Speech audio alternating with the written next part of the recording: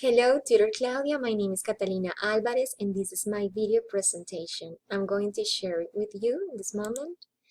Okay, so let's begin. This is my task 6, my final exam. And in this final exam, I am going to describe the word process formation of abbreviation or shortening. The content of this presentation is definition, types, examples, and references. Okay, let's begin with the definition of abbreviation or shortening. We have to say that its use goes back to antiquity. Okay, so for example, the word INRI is an acronym written in Latin, the official language of the Roman Empire. This word, written on Jesus' cross, is the abbreviation of this phrase. I don't know Latin, but in English it says, Jesus the Nazarene, King of the Jews. And INRI has the initial letter of every word of this phrase. You see, I-N-R-I, INRI.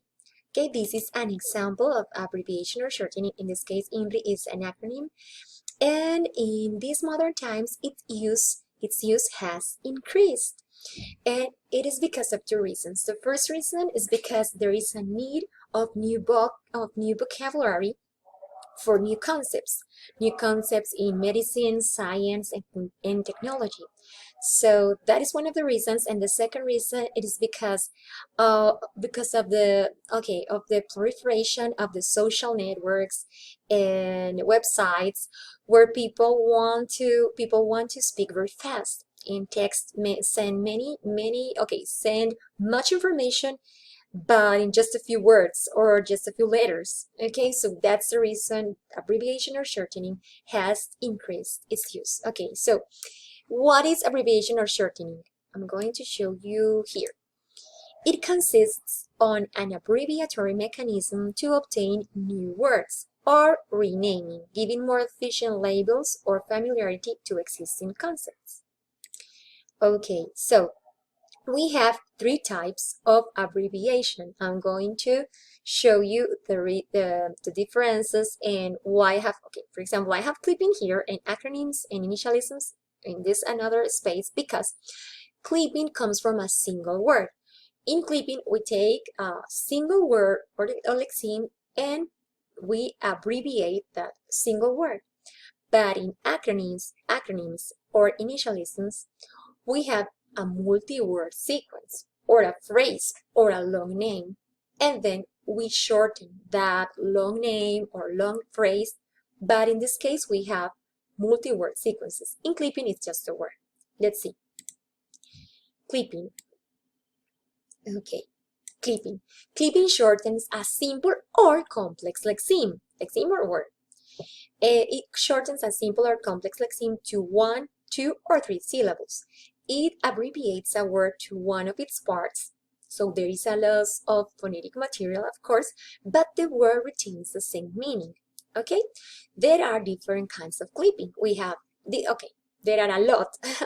Okay, not a lot, but many. Okay, but in this case, I'm going to show you the most important or the most useful. For example, the most common is back clipping.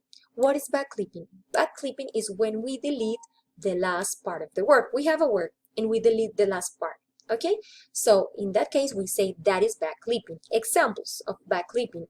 Photograph is the original word. When we delete this last part, we get the word photo. So this is back clipping because we delete the last part and we get photo. Photo is the clipping. When we have the word mathematics, we delete the last part of the word and we get the clipping math. Math is also a back clipping. One more example could be fashion. Fashion, we delete the last part of the word fashion, the last part, and we get fash. You see? So when we delete the last part of the word, we say that is back clipping. There is another kind of clipping that is called for clipping. In for clipping, we delete the initial part of the word. Example, the word airplane, we delete the first part of the word, the initial part, and we get the word plane. This is for clipping because we delete the first part of the word. Another kind of clipping is called edge clipping. In edge clipping, we delete the initial and the final part of the word. Example, the word influenza. We delete the first part and we delete the last part.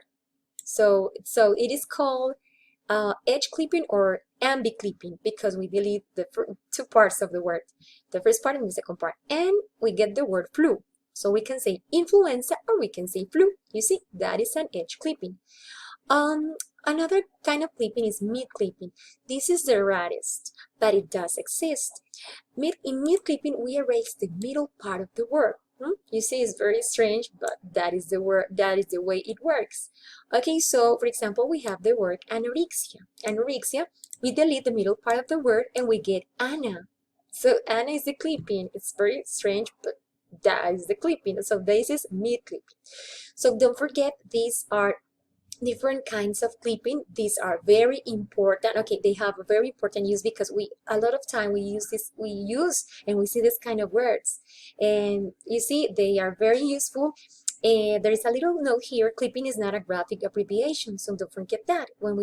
So graphic abbreviation is something very different. So in graphic abbreviation, we see some words and we never say the R, we say doctor.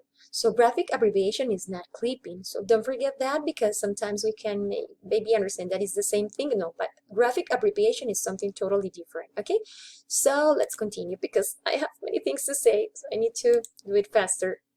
Okay, we have acronyms, and initialisms. So remember, acronyms and initialisms differ from clipping in this, because acronyms and initialisms, they don't work with words. They work with long word, no, not long words.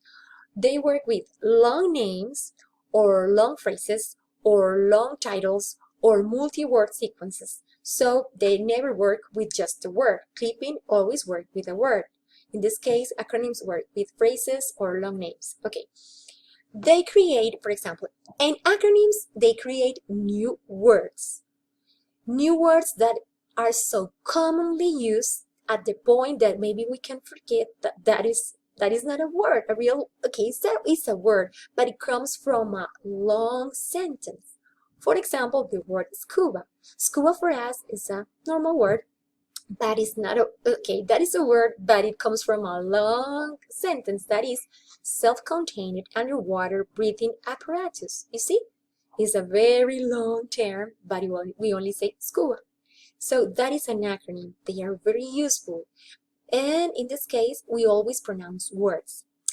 What is initialisms? Initialisms, okay, it's the same idea, to shorten a long sentence, but in initialisms, we never pronounce a word. We pronounce letter by letter. That is the difference between acronyms and initialisms. In acronyms, we read words. In initialisms, we only read letter by letter. For example, we see here, we never say USB. Now that is very strange. We say USB. So initialisms, we always pronounce letter by letter. And what is a USB? A USB is a universal serial bus. Okay, but we always say USB.